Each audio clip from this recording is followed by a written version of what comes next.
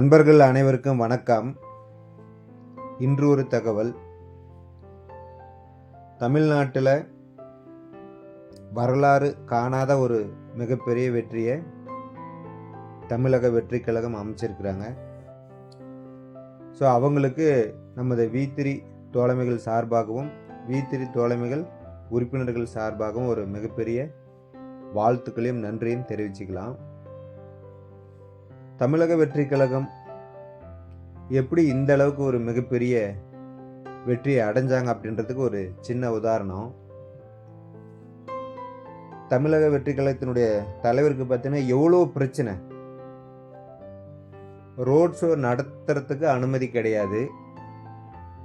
கரூர் பிரச்சனை, அவருடைய குடும்ப பிரச்சனை, விவாகரத்து, வேறொரு நடிகையுடன் இணைத்து சில தவறான பேச்சு, தற்கூரி, நடிகன், அரசியல் அனுபவம் இல்லை, இப்படின்னு பல வகையான விமர்சனங்கள் பல உறுப்பினர்கள் அவர் மீது வச்சாங்க. பட் அதுக்கு எல்லாத்துக்கும் அவர் பார்த்தீங்கன்னா பதில் சொல்லிக்கிட்டு அவருடைய நேரத்தை வீணாக்கலை. நீங்களாம் வாயாலே வடை சுட்டுக்கிட்டு டைமை வேஸ்ட் பண்ணிக்கிட்டு இருக்கீங்க, நான் என்னுடைய செயலில் செஞ்சு காமிக்கிறேன் அப்படின்னு சொல்லிட்டு நின்னாரு. அதுக்கு கடவுள் மக்கள் மூலிமா கொடுத்த ஒரு மிகப்பெரிய பரிசு தான் இந்த மிகப்பெரிய வெற்றி. ஸோ அந்த மாதிரியான வெற்றி பெற்ற அந்த தாவேக தலைவர் நல்லபடியாக ஆட்சி அமைக்கிறதுல நிறைய சட்ட சிக்கல் இருக்குது. ஏன்னா தனி பெரும்பான்மை அவருக்கு கிடைக்கல. அதனால் மற்ற சிறு கட்சிகளுடன் அவர் கூட்டணி அமைக்க வேண்டிய ஒரு சூழல் இருக்குது. ஸோ அந்த மாதிரி அவர் கூட்டணி வச்சு சிஎம் ஆனாலையும் அவர் வெற்றி பெறுவதில் எவ்வளவு சிக்கல்களை சந்தித்தவர் அதை விட அதிகமான சிக்கலை அவர் சிஎம் ஆனதுக்கப்புறம் சந்திக்க வேண்டிய சூழல் இருக்குது. என்ன அப்படின்னு பார்த்தீங்கன்னா, இது வரைக்கும் 2 கட்சி தான், ஒன்று ஏடிஎம்கே, ஒன்று டிஎம்கே. ஏடிஎம்கே ஜெயித்தாங்க அப்படின்னா டிஎம்கே எதிர்கட்சி, டிஎம்கே ஜெயித்தாங்க அப்படின்னா ஏடிஎம்கே எதிர்கட்சியாக இருந்துச்சு. இப்போ அந்த ரெண்டுமே இல்லை, 3வது இவர் ஜெயிச்சிருக்காரு. இப்போ இவருக்கு 2 எதிர்கட்சி நிற்கிது. ஸோ அந்த 2 எதிர்கட்சி இருக்கும் பொழுது ஜெயிக்க விடாமல் பண்ணுறதுக்கு என்னென்னலாம் சூழ்ச்சி பண்ணாங்களோ அதை விட மிகப்பெரிய சூழ்ச்சி இப்போ நடக்கும். அவர் சிஎம்மாக ஆட்சி செய்கிறதுல பல்வேறு குறைகள், பல்வேறு கேள்விகள், பல்வேறு எதிர்ப்புகள், ஆட்சியை கவிழ்ப்பதற்கு உண்டான செயல்கள்லாம் கூட செய்வதற்கான வாய்ப்புகள் நிறைய இருக்குது. ஸோ அதையெல்லாம் தாண்டி மக்கள் எதிர்பார்க்கக்கூடிய ஒரு நல்ல ஆட்சியை கண்டிப்பாக அவர் கொடுக்கணும். ஏன்னா 3வது ஒரு மாற்றம் வேணும் அப்படின்னு சொல்லிட்டு தான் தமிழக மக்கள் அவரை தேர்ந்தெடுத்திருக்கிறாங்க. ஸோ அந்த செயலை அவரை நல்லபடியாக செஞ்சு முடித்தாங்க அப்படின்னு சொன்னால் அடுத்து வரக்கூடிய 5 ஆண்டுகளிலும் அவர் தான் ஜெயிப்பார் அப்படின்றதுல எந்த ஒரு மாற்று கருத்துமே கிடையாது. கட்சி ஆரம்பித்து கிட்டத்தட்ட ஒரு 1.5 வருஷம் தான் ஆச்சு. சொன்னார், வந்தார், நம்பிக்கை கொடுத்தாரு, மக்கள் நம்பினாங்க, ஓட்டு போட்டாங்க, ஜெயித்தாங்க. இந்திய வரலாற்றிலே ஒரு மிகப்பெரிய சாதனை. கட்சி ஆரம்பித்து முதல் தேர்தலிலேயே ஒரு சிஎம் ஆகிறது அப்படின்றது சாதாரண விஷயம் கிடையாது.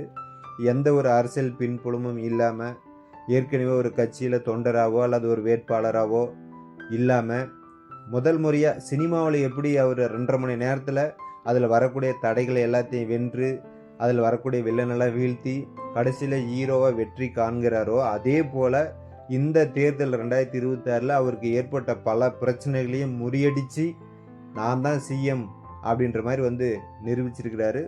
அதுக்கு தமிழக மக்களுடைய ஆதரவு மிக பெருசாக இருந்திருக்குது. கடைசி வரைக்கும் இதே மாதிரி மக்கள் எதிர்பார்க்கக்கூடிய அந்த விஷயத்தை அவர் செஞ்சு முடித்து தமிழக மக்களுடைய இடத்துல அவர் இடம் பிடிக்கணும் அப்படின்றத சொல்லி மீண்டும் ஒரு முறை அவருக்கு நன்றியும் வாழ்த்துக்களும் சொல்லிக்கலாம். அடுத்ததாக மைவி3 இன்னைக்கு நேற்று தமிழக தேர்தலினுடைய வெற்றி அறிவிக்கப்பட்டது. இன்றைக்கி 5/5/2026 மைவி3 கம்பெனியோட அந்த கேஸ் இயரிங்க்கு வருது. நான் முன்ன சொன்னது மாதிரி தான், இதே மாதிரி தான் மைவி3 கம்பெனிக்கு பல வகையான பிரச்சனைகள், பல வகையான எதிர்ப்புகள் இன்னும் வந்துக்கிட்டு தான் இருக்குது. ஸோ அதையெல்லாம் தாண்டி அந்த கம்பெனியோட எம்டி அவர்கள் இன்னும் பொறுமை காத்துக்கிட்டு இருக்கிறார். காலம் எனக்கு கண்டிப்பாக ஒரு நாள் பதில் சொல்லும், காலம் கண்டிப்பாக எனக்கு ஒரு நாள் விடை கொடுக்கும், அந்த நாளில் நான் கண்டிப்பாக மக்களுக்கு உண்டான ஒரு செய்தியை சொல்லுவோம் அப்படின்ற மாதிரி அவர் வெயிட் பண்ணிக்கிட்டு இருக்கிறாரு. ஸோ அந்த நாள் கண்டிப்பாக இன்றைக்கே கூட இருக்கலாம் அப்படின்னு நிறைய நபர்கள் சொல்கிறாங்க. ஏன்னா பொறுமை தான் ஒவ்வொரு செயலுக்குமே ஒரு அடித்தளமாக நிற்கும். நம்ம அவசரத்தில் செய்யக்கூடிய எந்த ஒரு செயலுமே கண்டிப்பாக அது சரியானதாக இருக்காது. பட் அந்த மாதிரி மைவி த்ரெட்ஸ் ஒரு மிகப்பெரிய ஸ்ட்ரகிளை எதிர்கொண்டு இன்றைக்கி வழக்கில் நின்றுக்கிட்டு இருக்குது. ஸோ அடுத்தடுத்து இறங்கி வரப்போது.